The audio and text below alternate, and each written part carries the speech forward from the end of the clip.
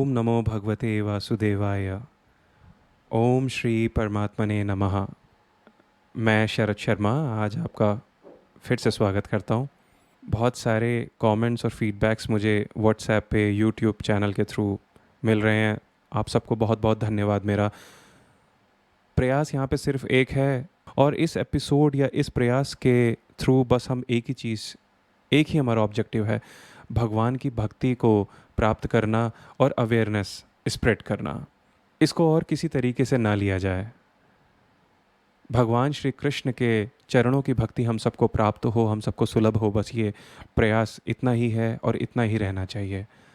मैं बहुत बहुत आभारी हूँ आप सबका। आपने अपना आशीर्वाद, बड़ों ने, गुरुओं ने अपने आशीर्वाद, अपनी बेस्ट विशेस मुझे दी हैं, और मेरे मित्रों ने जिन्होंने सहयोग किया है और जो मेरे ही एज ग्रुप के हैं। एक्चुअली जो टारगेट ऑडियंस भी है वैसे तो सारे ही हैं, लेकिन जो मेरा अपना स्पेसिफिक टारगेट ऑडियंस है that is basically the people who belong to my age group.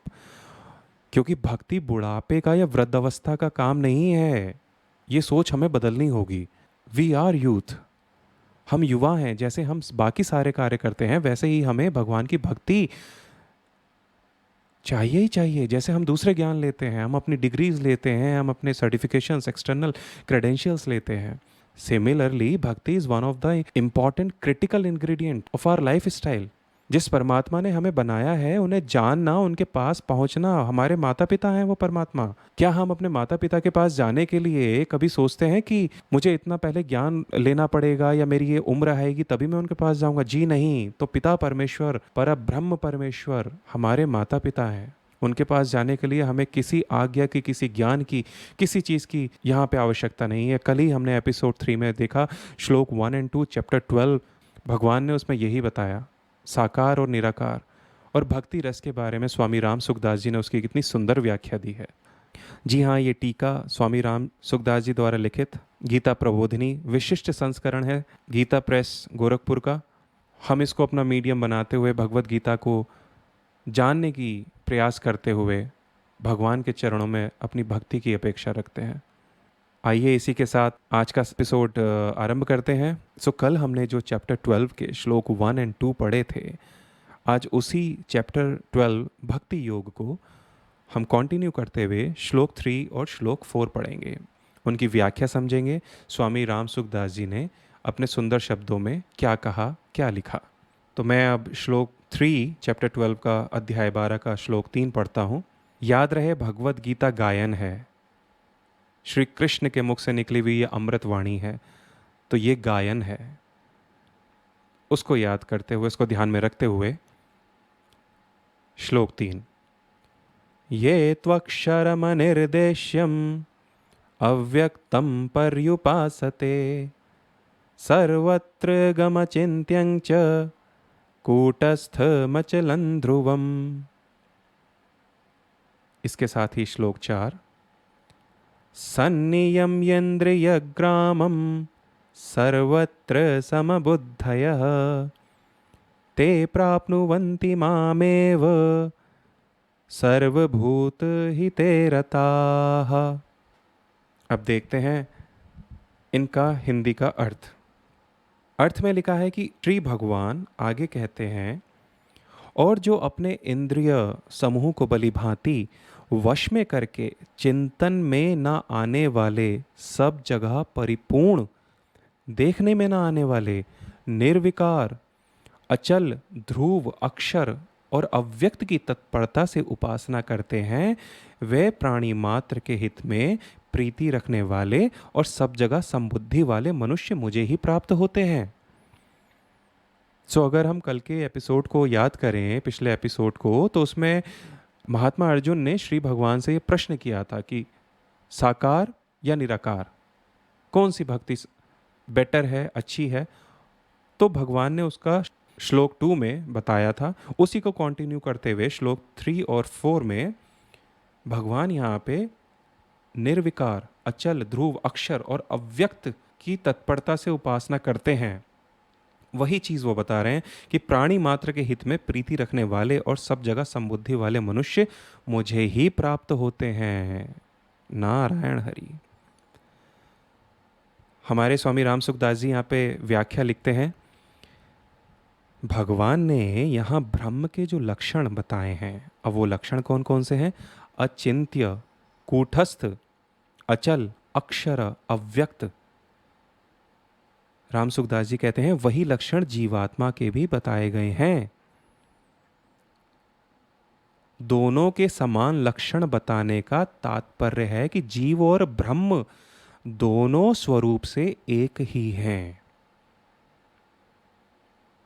I would like to reiterate, दोनों के समान लक्षण बताने का तात्पर्य है कि जीव और ब्रह्म दोनों स्वरूप से एक ही हैं। देह के साथ संबंध होने से जो जीव है वह देह के साथ संबंध ना होने से ब्रह्म है। मतलब अगर देह के साथ संबंध है तो वो जीव है, और देह के साथ संबंध नहीं है तो वह ब्रह्म है। अर्थात जीव केवल शरीर की उपाधि से, देहाभिमान के कारण ही अलग है, अन्यथा वह ब्रह्म ही है।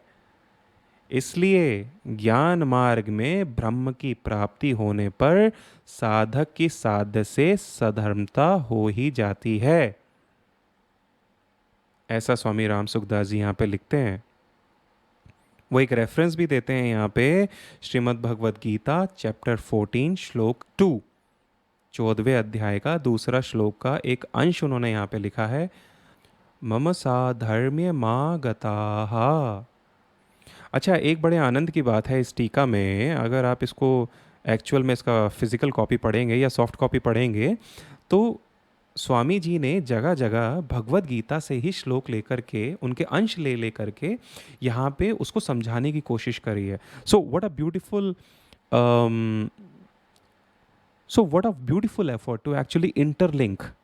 और देखिए इससे हम लोग को समझने में कितनी सरलता हो जाती है। मैंने बहुत सुना है स्वामी जी के बारे में, पढ़ता हूँ ये टीका तो समझ आता है कितने महान संत हुए हैं ये। आगे स्वामी जी ने लिखा है कि सगुण और निर्गुण ये दो परमात्मा के विशेषण हैं। विशेष्य परमात्म तत्व एक ही है। इसलिए भगवान ने निर्गुण के उपासकों को भी अपनी ही प्राप्ति बताया है। ते प्राप्नुवन्ति मामेव। भगवान के कथन का तात्पर्य यही है कि निर्गुण निराकार रूप भी मेरा ही है, वह मेरे समग्र रूप से अलग नहीं है। ज्ञान योग का साधक प्रायः समाज से असंग रहता है। वास्तव में असंगता शरीर से होनी चाहिए, समाज से नहीं। समाज से असंगता होने पर अहम भाव नहीं मिटता। कितनी सुंदर बात है।